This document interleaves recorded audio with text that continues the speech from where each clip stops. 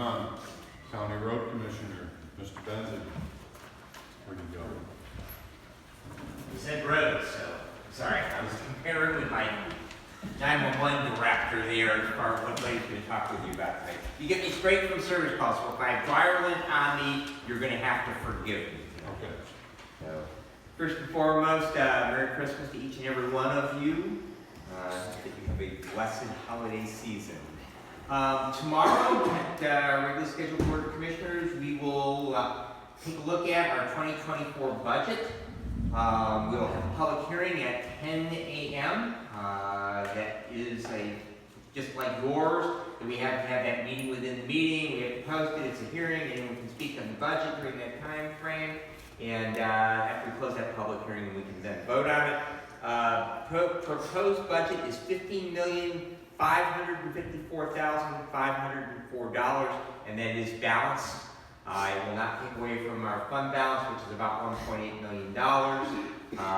We get varying ideas as far as what's a good fund balance to have. You hear numbers anywhere from 10 to 20%. I think that puts us about 13%. I think we would be very comfortable if we were at 15%. But once we get beyond that point, we start having that conversation. Should we take that money out of taxpayers' pockets and put it in the bank and earn interest on it and not give you services back for it? But at this point, we're still at about 13%. So if you do have any input on that, feel free to reach out to me tonight or early tomorrow by email or phone call, and I will be kicking off the ransom, so unfortunately I won't be here after the meeting, or you're welcome to attend the public hearing on it as well. I wanted to confer with our 911 director, because I did have a 911 item tonight, and that is that we did approve the purchase of new dispatch software for our central dispatch. The ID Networks software that we've been using, I think in one form or another, that goes back to the beginning of central dispatch. And it goes back to early 2000s at very least. The company that we will be going with does have roots here in Michigan. It will be about a $400,000 project over 18 months, and that will be entirely paid for out of the 911 surcharge. So there's no general fund dollars, there's no tax increases involved in that. That would be a general operating expense for our central dispatch in their product improvement, equipment improvement arena. It's going to take a while to get that converted. The company will be working very, very closely with us. And one nice thing is it will allow us that will give us the same software that neighboring Lenawee and Jackson County is using. And we never like to think about where we might have our central dispatch center, our dispatch center in the county. We might have to evacuate that because we had a weather event like they had in Tennessee. One of the things we don't think about is Dow Chemical is actually about 2 blocks away from.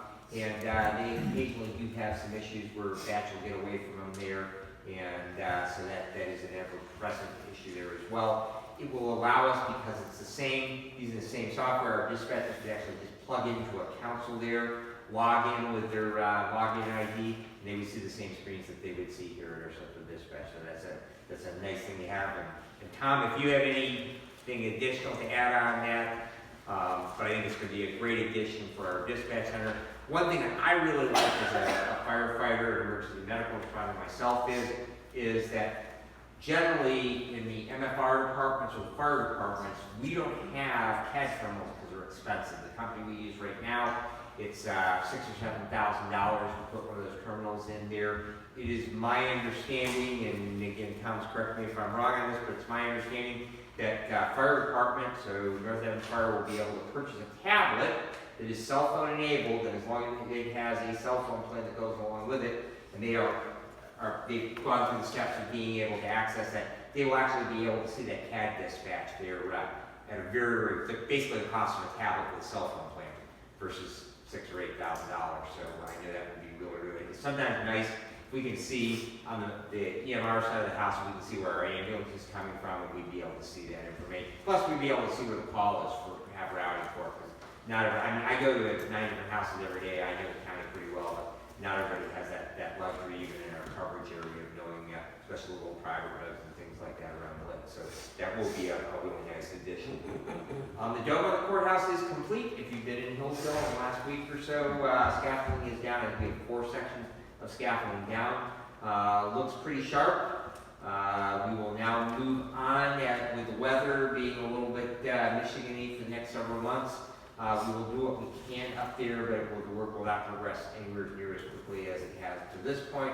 We are still on schedule for an August of 2024 completion. In the spring, we'll be starting to take that barrel tile off and bring it down to the ground. We'll redo that underlayment. You may recall me mentioning that the old original 1899 copper standing seam roof is underneath the tile. They never peeled that stuff off and therefore never put new underlayment or membrane underneath when they put that barrel tile on in 1980. That probably was a big contributing factor to our leaks that we had in the upper floor and why we looked into fixing the roof in the first place. And so that can be done correctly this time. And that old copper will be pulled down off of there as part of that project, and we'll have proper underlayment underneath there. Project is coming along nicely, and it does look really, really sharp. Just a reminder, with the legislature adjourning Sindai in November, we will have a move-up or earlier presidential primary that is slated for February the 27th. Voting will be just like it is on election day on the 27th. It'll be right here in your normal precinct. However, we will have 9 days of early voting, and that will be 9 continuous days, so they'll be there on Saturday and Sunday as well. And so 9 days at the courthouse. It'll be in the old treasurer's office. We have converted that space on over to hold those elections that we are required to when they're a state or a federal election. This is a federal election. And that person can vote absentee, so you have lots of options. You can vote absentee, you can vote earlier, or you can vote on election day. And the last item I have for you, in case you missed it, the legislature in the waning hours of the current session, back in November, they did preempt local control on wind and solar energy, either ordinances or zoning regulations on that. But there's always another component that we don't talk about on that goes along with that preemption. And that is there was a package of clean energy bills that the legislature passed earlier this year that really made that, from their standpoint, necessary to have happen. What those clean energy bills require is by 2030, so 2024 is next month, right? So in 6 years, we will have to go. Our current mandated by statute requirement for renewable in Michigan is 15%. By 2030, 6 years from now, that requirement goes to 50%. So a couple things to that. Number one, we are going to have to more than triple, about 3.5 times, the amount of alternative energy projects that we have in the state of Michigan. I don't know if that's doable within that 6 year, but they're going to start. And it's also that right now, because those alternative energy are the most expensive forms of energy we purchase. And so you can expect to see a sizable increase in your energy bill.